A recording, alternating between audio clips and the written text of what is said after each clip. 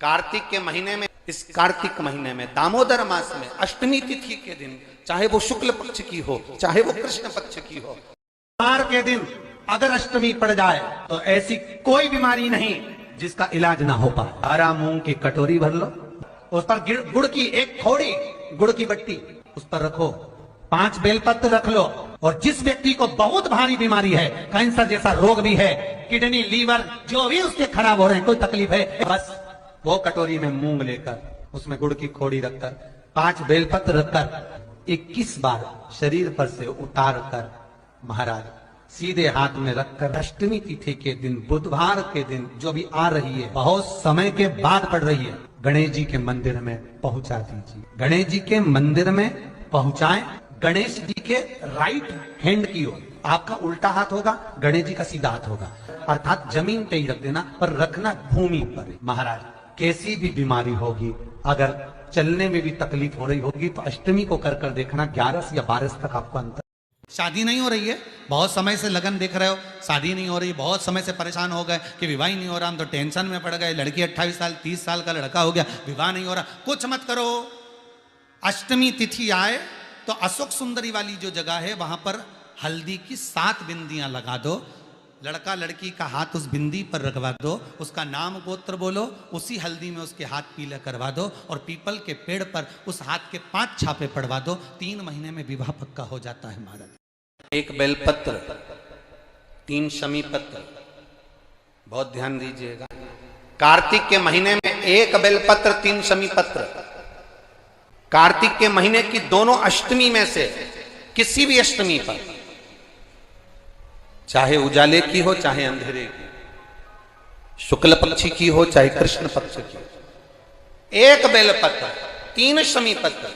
आप कभी दिल से, कभी मौका मिले हृदय से, दामोदर मास में, कार्तिक मास में अशोक सुंदरी वाली जगह का स्पर्श कर कर भगवान शंकर के शिवलिंग पर एक बार समर्पित कर कर देखना, और दूसरे वर्ष इंतजार करना कि तुमने कार्तिक महीने में अष्टमी के दिन बाबा को शमी पत्र बेलपत्र दिया था, क्या बाबा ने तेरे घर में धन और वैभव दिया कि नहीं दिया? जो स्थिति में गाड़ी चल रही थी वो स्थिति की गाड़ी तेरी पार हुई कि ना? एक महीने में दामोदर मास में आप 1 बेलपत्र 3 शमी पत्र अष्टमी के दिन, चाहे शुक्ल पक्ष की हो चाहे कृष्ण पक्ष की हो, दोनों अष्टमी में से किसी भी अष्टमी को जब आप समर्पित करें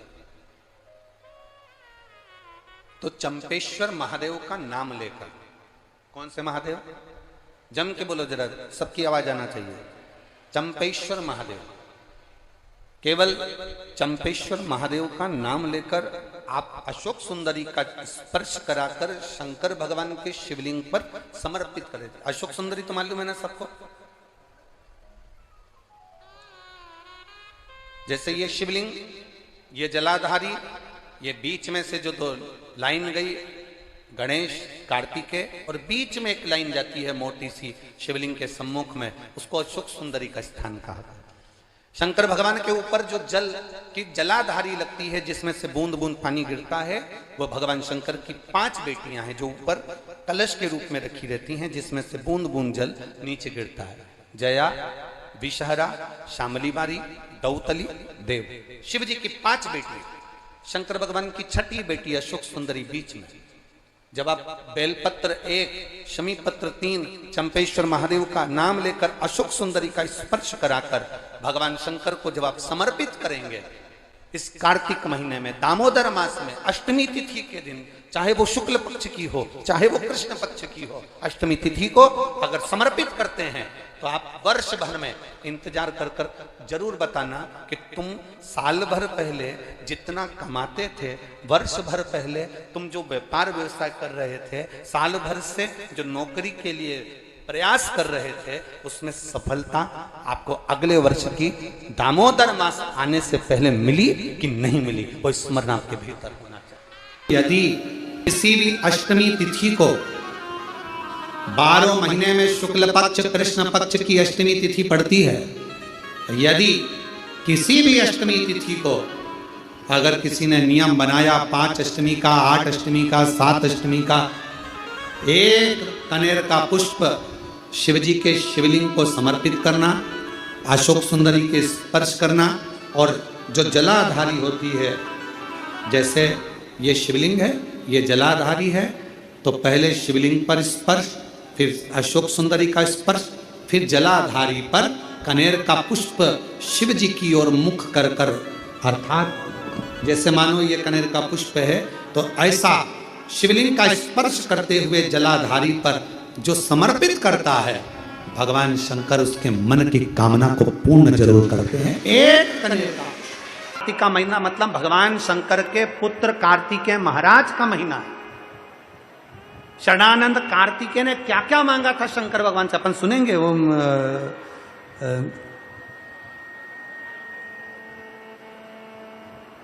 भगवान शंकर से क्या प्रार्थना करी है, शिव जी से क्या मांगा, इस कार्तिक महत्व का वर्णन क्या है,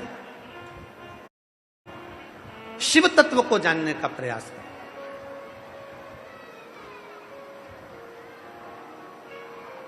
सुना है हमने ओ भोले तेरी काशी में मुक्ति। कार्तिक के पावन महत्तम को शिव महापुराण के माध्यम से कार्तिक के महीने में संपूर्ण जनमानस को श्रवण करा रहे हैं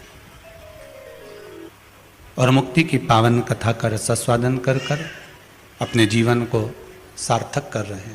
कार्तिक के महीने में सबसे बड़ा अगर व्रत का कोई नियम है तो केवल एक नियम सबसे बड़ा है, सुबह ब्रह्म मुहूर्त स्नान करना और दूसरा दीप लगाना, दिया प्रज्वलित करना, दीप।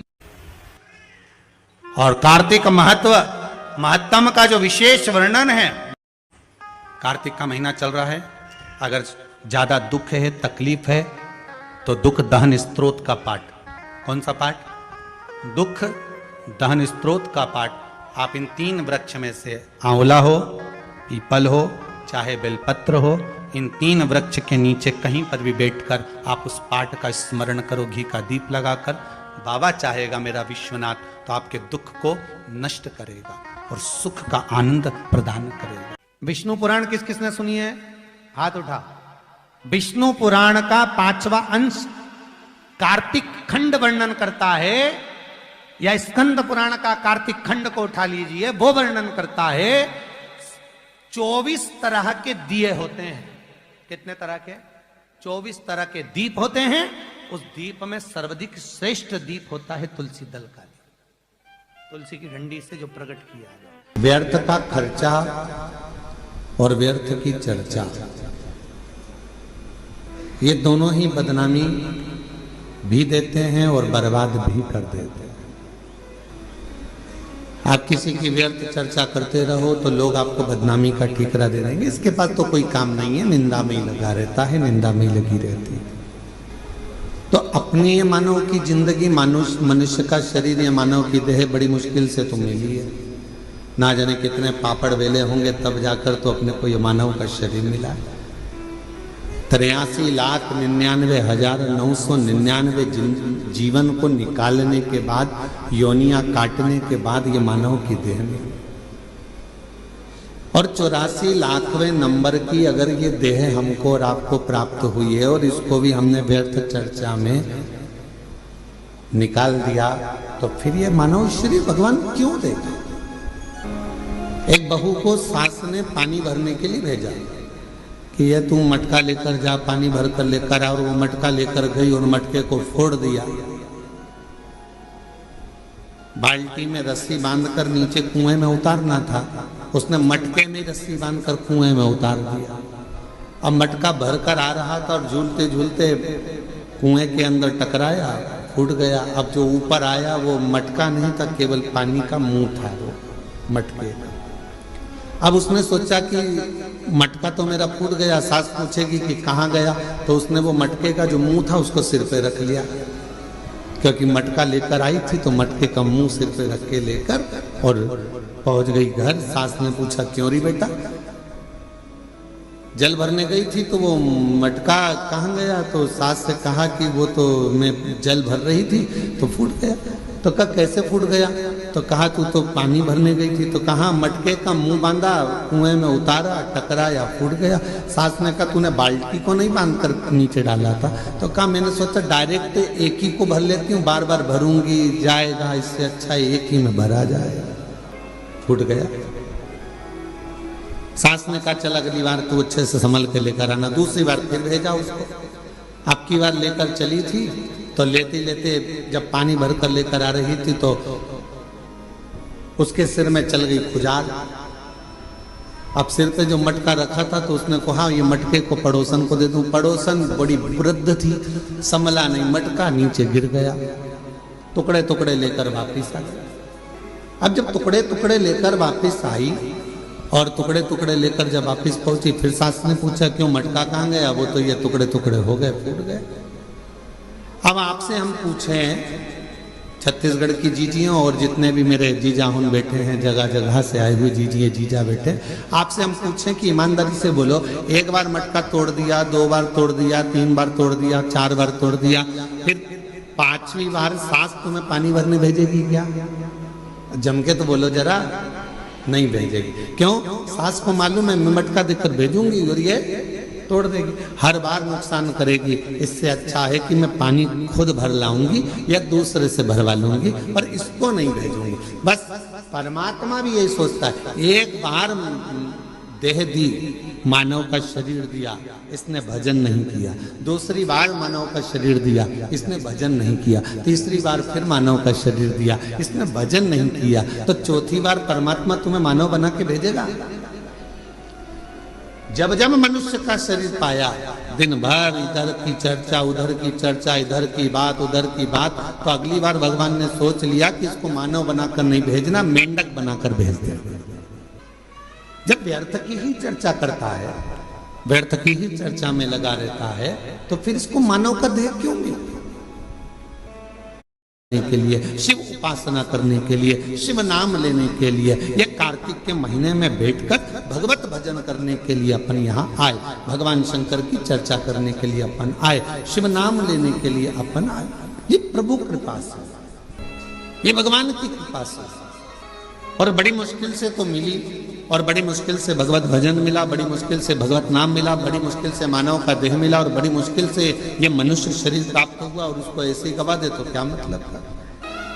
बुकतनम तुझको हीरा दिया मैंने मानव जन्म, तुझको हीरा दिया तू व्यर्थ गवाए तुम्हें क्या करूं, तू व्यर्थ गवाए तुम्हें क्या। के मंदिर जाना, शिवजी को 1 लोटा जल चढ़ाना, उस मंदिर से वापिस आना, मंदिर पर गए, आपके चरण में, आपके शरीर में, आपके कपड़ों में मंदिर की रज, शिवालय की रज, शिवालय का कंकर, शिवालय की धूल आपके शरीर में जब लगती है, और वो धूल लगे हुए आप जब घर में आते हो, शरीर में कहीं ना कहीं चढ़ाए हुआ जल का छींटा लेकर आप घर में आते हो, या कहीं मंदिर के अंदर थोड़ा बहुत कीचड़ हो रहा है, गीला हो रहा है, उस कीचड़ लगे हुए पांव से, उस गीले पांव से आप अपने घर में आते हो, तो भी हमारे घर में आने से हमारे पवित्र घर का आनंद अपने आप बढ़ जाता है, उसका सुख प्राप्त हो जाता है। हम कहीं बेटी के घर का अन्न अगर पा लिए हैं, तो यहाँ शास्त्र कह रहा है, भगवान शिव कह रहे हैं कि अगर माता पिता जीवित हैं और माता पिता अपने बेटी के घर अगर नहीं जा सकते, तो वो अपने बेटे को कहते हैं कि तू जा, और तू जाकर अपनी बेटी के यहाँ, अपनी बहन के घर जाकर रक्षाबंधन पर राखी बंधवा। वर्णन करा, जिसके मस्तक पर तिलक लगाया जाता है वो शुभ कार्य का प्रतीक होता है, और अक्षत इसलिए लगाया जाता है कि इस अक्षत के माध्यम से आपकी जिंदगी में ये शुभ कार्य निरंतर चलता रहे, इसलिए अक्षत उसके माथे पर लगाया जाता है, शुभ कार्य के लिए, निरंतर चलने के लिए। इसको कहते हैं अक्षता। अक्षता का मतलब क्या है? निरंतर चलता रहे, निरंतर बढ़ते रहो। दूल्हा दुल्हन की जब जयमाला होती है, आपके यहाँ होता कि नहीं होता पता नहीं, पर महाराष्ट्र में तो एक नियम है कि दूल्हा दुल्हन की जब जयमाला होती है तो सबको पीले चावल दिए जाते हैं। इधर देते हैं क्या? है तो पीले चावल देते हैं और पीले चावल देकर फिर उसको स्वस्ति वाचन के अनुसार उस पर छोड़ा जाता है। शुभ मंगला, अरे बोलो तो सावधान। कई बार शिव जी के ऊपर, भगवान के ऊपर, आपके घर के मंदिर में कई बार कई लोग जो पुष्प चढ़ाते हैं वो पुष्प चढ़ाने का तरीका भी लोगों को नहीं मालूम। जो फूल चढ़ाते हैं वो कई बार देवता के ऊपर रख देते हैं इस तरह से। भैया शास्त्र कहता है जिसके ठाकुर जी पर, जिसके मंदिर में, जिसके देवी देवता पर अगर पुष्प को उल्टा रख दिया जाए तो जितने शुभ कार्य हमारे घर में होने वाले रहते हैं वो सारे टलते चले जाते हैं। आज की जगह कल, कल की जगह परसों, परसों की जगह नरसों, नरसों की जगह खरसों। तुम करके देखना, अपने आप शुभ कार्य टलेंगे। इसलिए भगवान के सम्मुख में जो पुष्प चढ़ाया जाता है वो सीधा चढ़ाया जाता है। यहां तक शास्त्र कहता है अगर भगवान को पुष्प चढ़ा रहे हो तो अगर सीधा और उल्टा नहीं मालूम तो नीचे की जो डांट है उसको तोड़ दीजिए और पत्ती की पत्ती, पंखड़ी की पंखड़ी भगवान को समर्पित कर दीजिए। वो शिव जी को स्वीकार होगा, वो भगवान को स्वीकार होगा। ये उसी में कहा है, उसी में कहा।